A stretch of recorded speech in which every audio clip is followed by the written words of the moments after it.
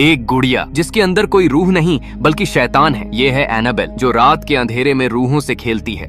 कहानी शुरू होती है एनाबेल डॉल के नाम से, जो आपने द कॉन्जरिंग सीरीज में जरूर सुना होगा। इस कहानी में आपको पता चलेगा कि आखिर एनाबेल थी कौन और एक आम डॉल कैसे एक गोस्ट डॉल बन गई। शुरू में दिखाया जाता है एक आदमी जो डॉल्स बनाता है, जिसका नाम है सैमुअल। जब सैमुअल एक डॉल बना रहा होता है तो दरवाजे के नीचे से एक चिट आती है। जब सैमुअल वो चिट देखता है, उस पर लिखा होता है फाइंड मी, यानी मुझे ढूंढो।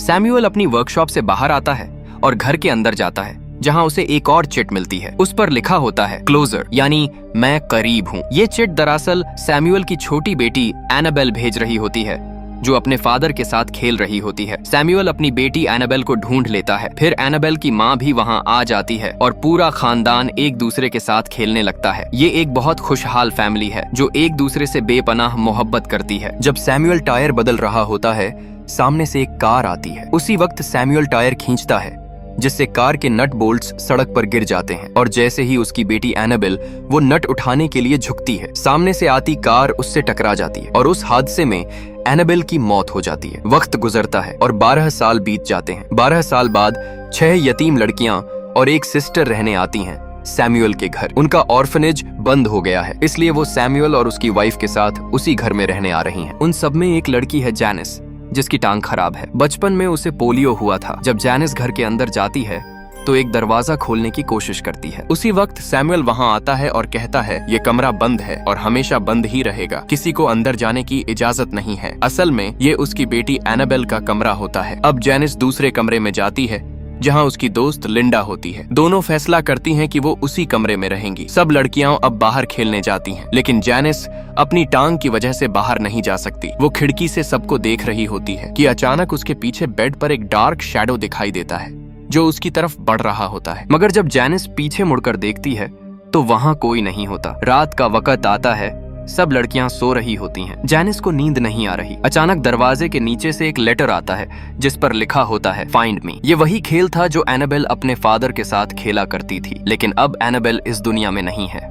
जैनिस अपने कमरे से बाहर आती है। उसी वक्त दूसरे कमरे यानी एनाबेल के कमरे से एक और चिट दरवाजे के नीचे से निकलती है, जिस पर लिखा होता है इन हियर, यानी यहाँ अंदर, और दरवाजा अपने आप खुल जाता है। जैनिस उस कमरे के अंदर जाती है। वहाँ एक बहुत खूबसूरत डॉल हाउस रखा होता है, जिस पर सफेद कपड़ा पड़ा होता है। जब वो कपड़ा हटाती है तो उसके अंदर एक की मिलती है। कमरे में एक अलमायरा रखी होती है। जैनिस वो अलमायरा उस की से खोलती है। उसके अंदर एक डॉल रखी होती है। जैनिस फौरन अलमायरा बंद कर देती है, लेकिन जैसे ही वो पलटती है, अलमायरा अपने आप दोबारा खुल जाती है। वो वापस जाकर अलमायरा को लॉक कर देती है, मगर जैसे ही वो दोबारा पलटती है, अलमायरा फिर खुल जाती है। अब जैनिस को लगता है कि वो डॉल उसे घूर रही है। वो फौरन डॉल पर सफेद क्लॉथ डाल देती है, लेकिन जब वो खिड़की की तरफ जाती है तो पीछे दिखाया जाता है कि वो सफेद क्लॉथ, जिसके नीचे डॉल रखी थी, अब हरकत कर रहा है और उसके नीचे किसी लड़की का साया है। जैनिस जैसे ही मुड़ती है,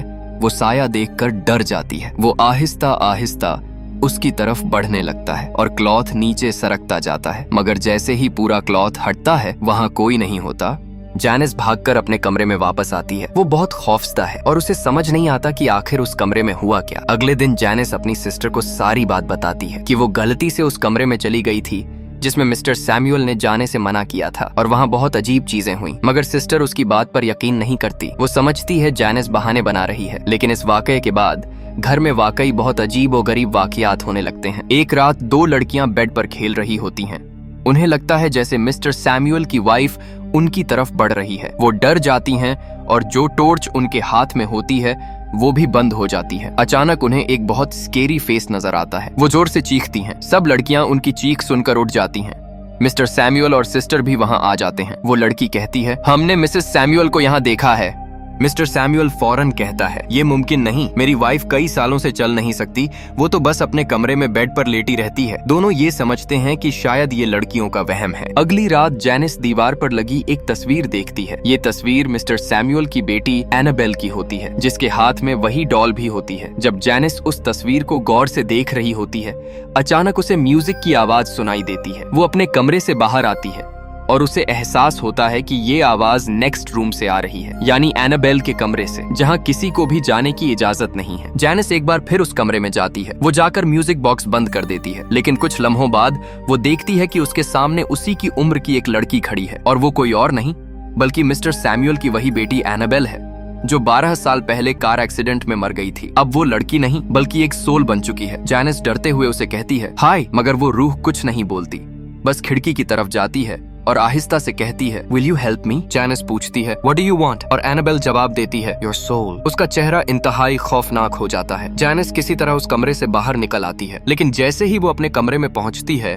दरवाजा अपने आप बंद हो जाता है। जैनिस सबको पुकारती है, मगर कोई उसकी आवाज नहीं सुनता, और अगले ही लम्हे वही रूह जैनिस को पहली मंजिल से नीचे फेंक देती है। जैनिस बहुत बुरी तरह जख्मी हो जाती है। अगली सुबह दिखाया जाता है कि जैनिस की दूसरी टांग भी टूट गई है। अब वो व्हील चेयर पर है। कमरे में आने के बाद वो अपनी सिस्टर को सब बताती है कि वो रात को खुद सीढ़ियों से नहीं गिरी, बल्कि किसी ने उसे ऊपर से धक्का दिया। ये सुनकर सिस्टर हैरान रह जाती है। जैनिस बताती है कि इस घर में एक बैड पावर है जो उसकी सोल चाहती है, क्योंकि बुरी ताकतें हमेशा कमजोर लोगों पर हमला करती हैं। द सिस्टर कहती है बैड पावर्स उन पर हमला नहीं करती जो जिस्मानी तौर पर कमजोर हों, बल्कि उन पर करती हैं जो जहनी तौर पर कमजोर हों, और तुम तो बहुत स्ट्रांग हो। रात को जैनिस की दोस्त लिंडा उसके पास आती है। अब जैनिस की दोनों टांगें टूटी हैं, इसलिए वो ऊपर जाकर नहीं सो सकती। लिंडा को अकेले ऊपर सोना पड़ेगा। जब लिंडा ऊपर जाती है, उसे एनाबेल के कमरे से आवाज आती है। वो की होल से अंदर झांकती है तो देखती है कि डॉल एक चेयर पर आराम से बैठी है, और वो चेयर आहिस्ता आहिस्ता आगे पीछे हिल रही है। लिंडा दरवाजा खोलती है,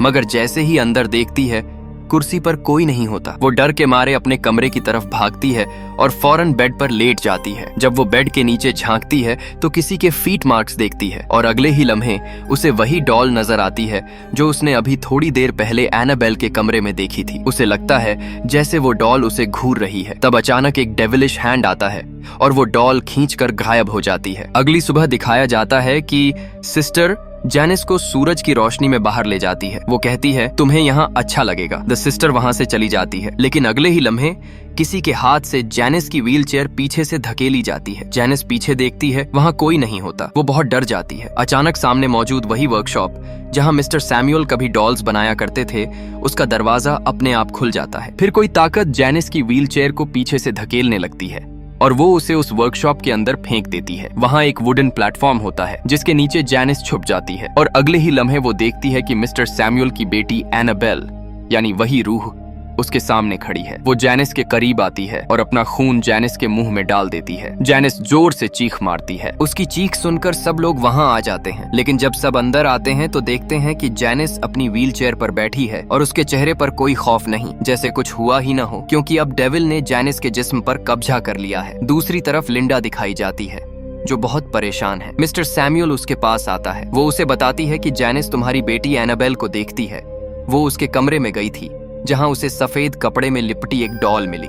ये सुनकर सैमुअल हैरान रह जाता है। वो कहता है वो डॉल तो मैंने छुपा दी थी, और फौरन अंदर चला जाता है। वो देखता है कि वही डॉल कुर्सी पर रखी है जो जैनिस ने सबसे पहले अलमायरा में देखी थी। वहाँ एक लेटर भी रखा होता है जिस पर लिखा होता है आई फाउंड इट, और उसी लम्हे पीछे से जैनिस आती है जो चल नहीं सकती थी, लेकिन अब आराम से चल रही है। उसकी आंखों में शैतानियत है और उसका चेहरा एक डेविल की तरह बदल चुका है। मिस्टर सैमुअल के हाथ में जो क्रॉस होता है वो जैनिस की तरफ बढ़ाता है, मगर एक एक करके उसकी उंगलियां टूटने लगती हैं, और वही डेविल जो अब पूरी तरह जैनिस के जिस्म पर हावी है, मिस्टर सैमुअल को मार डालता है। अब जब जैनिस रात को सो रही होती है, लिंडा उसके कमरे में आती है। वो वही डॉल उठाती है और घर से बाहर निकल जाती है। द सिस्टर उसे बाहर जाते हुए देख लेती है, इसलिए वो उसके पीछे जाती है। लिंडा एक वेल के पास जाती है और वो डॉल कुएं में फेंक देती है, मगर जैसे ही वो कुएं के अंदर झांकती है, कहानी यहाँ एक और खौफनाक मोड़ लेती है। लिंडा जैसे ही वो डॉल कुएं में फेंकती है, अचानक वहाँ से 2 हैंड्स बाहर आते हैं जो लिंडा को कुएं के अंदर खींचने लगते हैं, मगर सिस्टर फौरन लिंडा का हाथ पकड़ लेती है और पूरी ताकत लगाकर उसे कुएं से बाहर खींच लेती है। दोनों किसी तरह वापस घर पहुंचती हैं। सिस्टर सीधा जाती है मिस्टर सैमुअल की वाइफ के पास और पूछती है ये सब यहाँ हो क्या रहा है। मिसेस सैमुअल गहरी सांस लेकर बोलती है 12 साल पहले जब हमारी बेटी एनाबेल एक एक्सीडेंट में मर गई थी तो हमने उन ताकतों को बुलाया था जो हमें हमारी बेटी से मिलवाएं।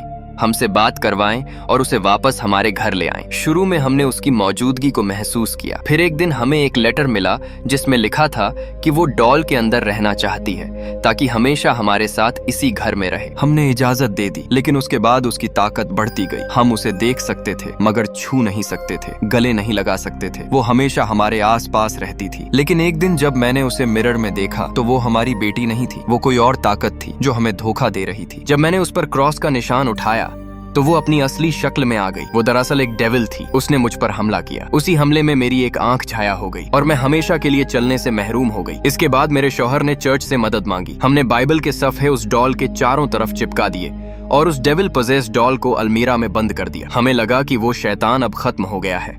अपने गुनाहों का कफारा करने के लिए हमने यतीम लड़कियों को अपने घर में जगह दी, मगर शायद शैतान को यही चाहिए था और अब वो शैतान दोबारा आजाद हो गया है। असल में जब जैनिस ने पहली बार वो अलमायरा खोली जिसमें वो डॉल रखी थी, तभी वो डेविल आजाद हो गया और अब वो शैतान जैनिस के जिस्म में रहता है। अब दूसरी तरफ दिखाया जाता है कि सब लड़कियां जैनिस के पास जाती हैं। जैनिस दोनों पांवों पर खड़ी होती है। ये देखकर सब हैरान रह जाती। सब लड़कियां भागकर सिस्टर के पास आती हैं और कहती हैं, जैनिस ने हम पर नाइफ से हमला किया। सिस्टर फौरन कहती है, तुम लोग पुलिस को बुलाओ, मैं ऊपर जा रही हूँ। वो ऊपर जाती है और देखती है कि जैनिस कमरे में खड़ी है। अब वो आम लड़की नहीं रही, वहाँ लिंडा और एक और लड़की भी फंसी होती हैं। सिस्टर दुआ पढ़ना शुरू करती है, मगर अगले ही लम्हे जैनिस उसे हवा में उठा लेती है और अपनी ताकत से उसे मिरर पर दे मारती है। सिस्टर बेहोश हो जाती है। यहाँ लिंडा और दूसरी लड़की बाहर भागती हैं, लेकिन लिंडा गिर जाती है और किसी ताकत के जरिए वापस एनाबेल के कमरे में खींच ली जाती है। दूसरी तरफ नीचे बाकी लड़कियां मिस्टर सैमुअल की वाइफ के कमरे में जाती हैं ताकि वो उन्हें लेकर बाहर निकलें, मगर वो दोनों पहले ही मर चुकी होती हैं। सब लड़कियां बाहर जाती हैं और कार स्टार्ट करने की कोशिश करती हैं,